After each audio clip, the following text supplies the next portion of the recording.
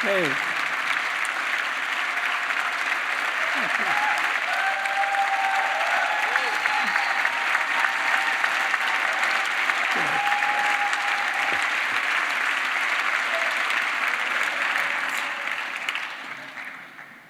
Thank you so much. I kind of don't know what to say because I think Ayad should just go on talking and say more nice things, and I could just listen. That would be good. It's also kind of terrifying to come up on stage after Lorne Michaels and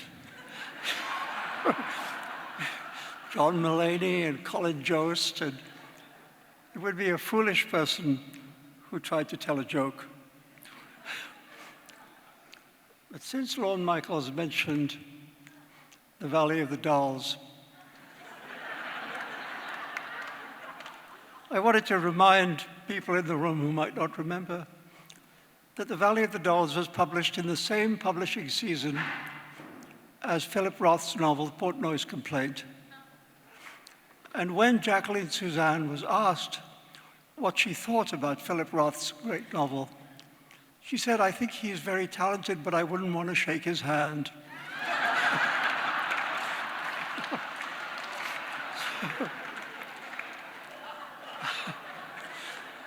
True story.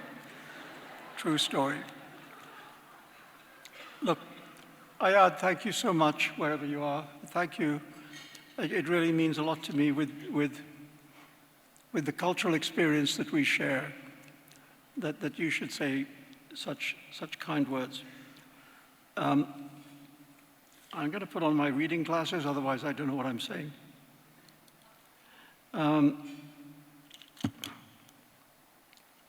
Also, I wanted to say, hi, everybody. It's nice to be back.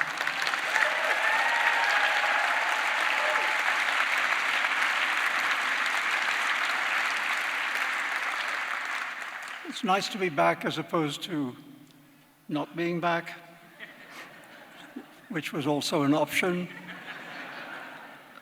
I'm pretty glad the dice rolled this way.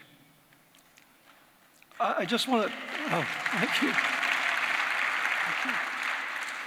I just want to say three things quickly.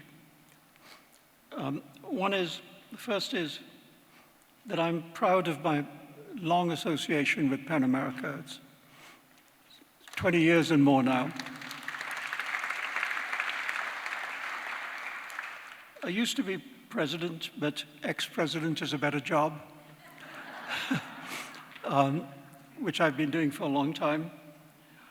And I have to say that when we started the World Voices Festival, we thought that that was an important moment at which, in the aftermath of 9/11, America and the rest of the world were becoming estranged from each other, and that at least through the world of books and ideas and writers, we could do something to rectify that.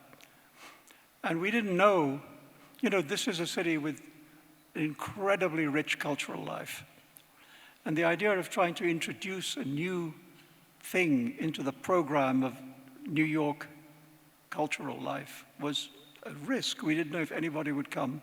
And instead, people came in their crowds, and they've continued to do so. I'm really proud of it. And I've often used, and I will use it again now, the immortal words of Kevin Costner, who said, "If you build it, they will come."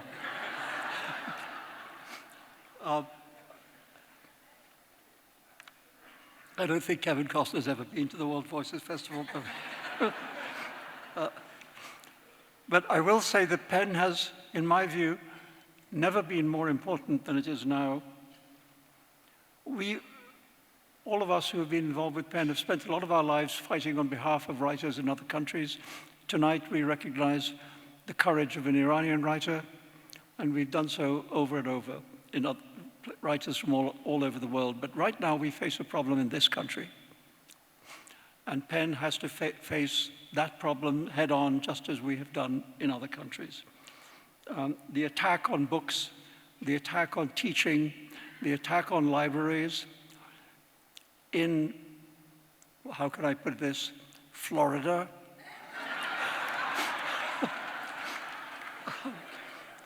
Has never been more dangerous, never been more important to fight. I was really proud to hear yesterday that PEN America, together with my publisher, Penguin Random House, has taken this step of bringing a lawsuit in Florida.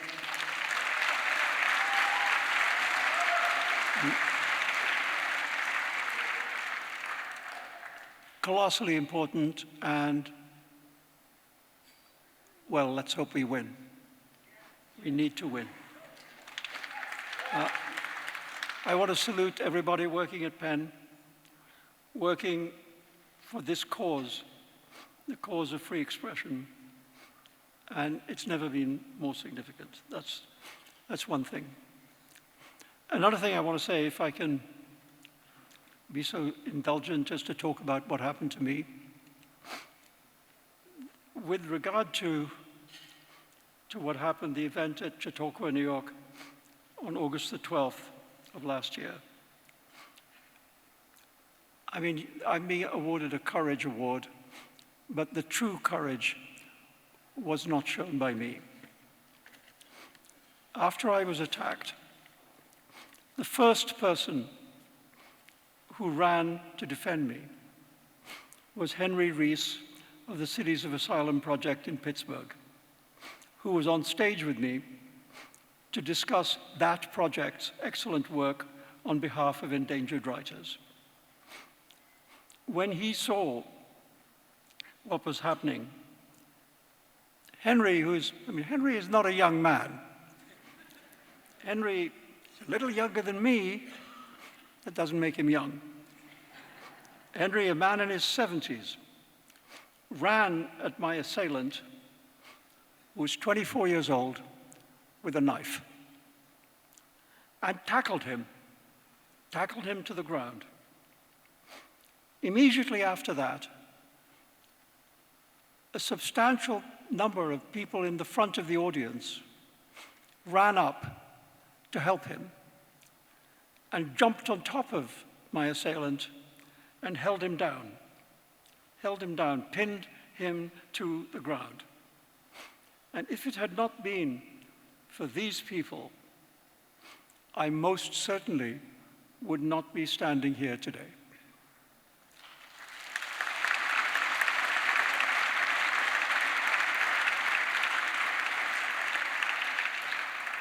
So I accept this award. Thank you very much, but I accept it primarily on behalf of those who came to my rescue and saved my life.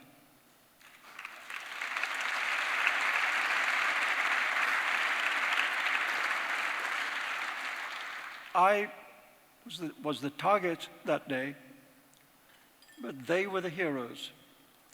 The courage that day was all theirs, all theirs. I don't know